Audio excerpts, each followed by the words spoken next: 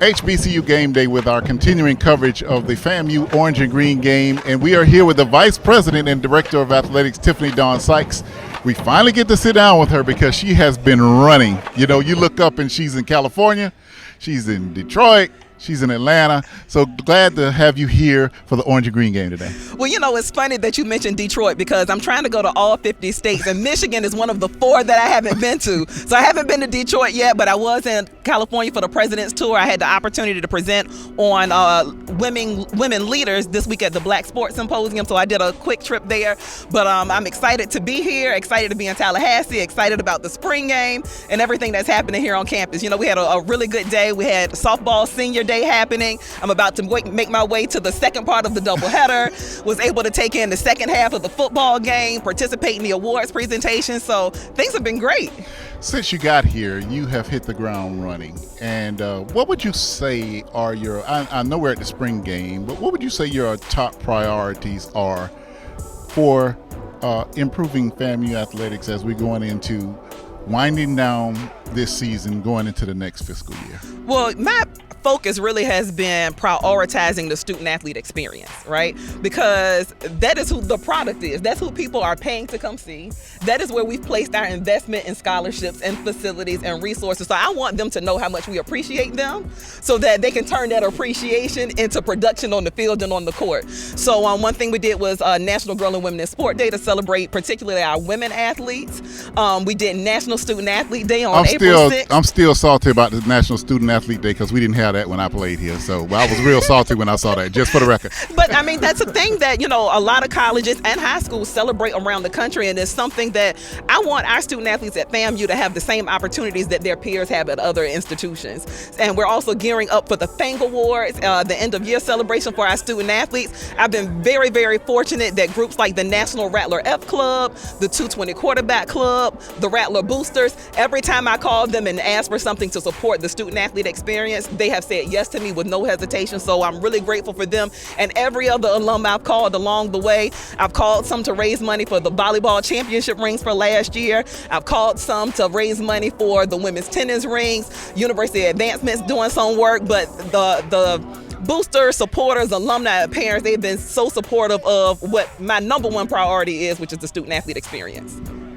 I just renewed my investing in champions for next year because today really underscored that I'm working, but I don't want my family to miss any of this because I expect it to be exciting.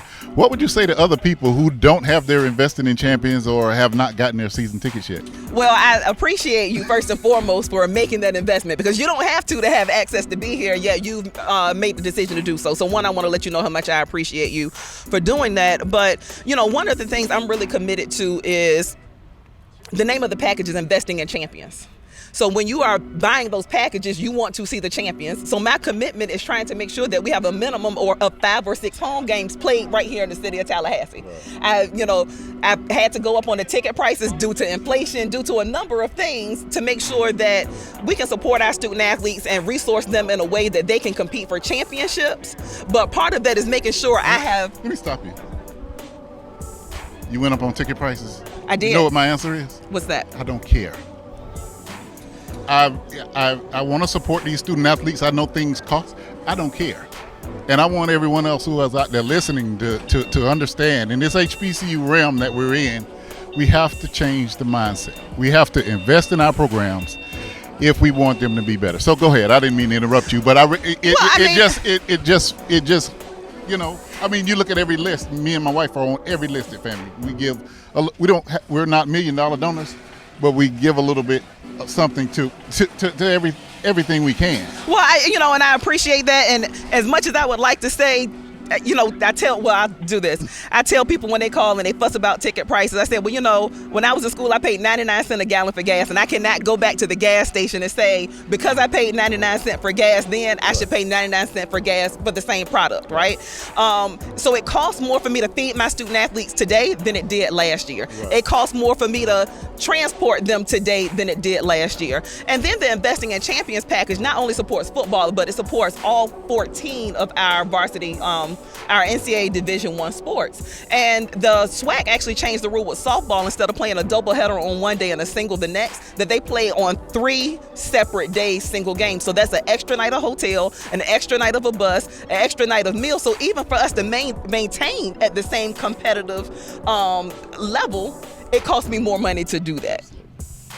Well, we certainly appreciate you. We know you got to run over to softball. It was a very spirited orange and green game. Coach Simmons has a great team.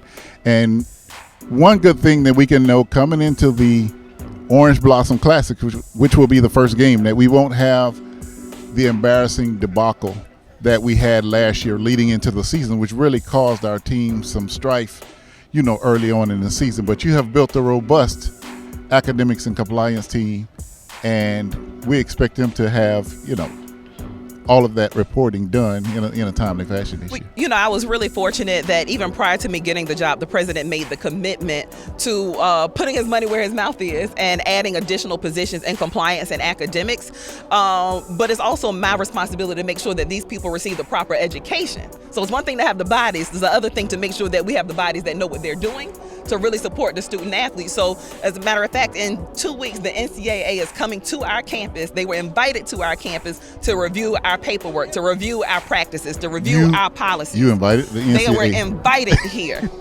Okay? So they're going to make sure that we have everything we need to avoid what happened prior to me starting, what happened prior to the start of last year.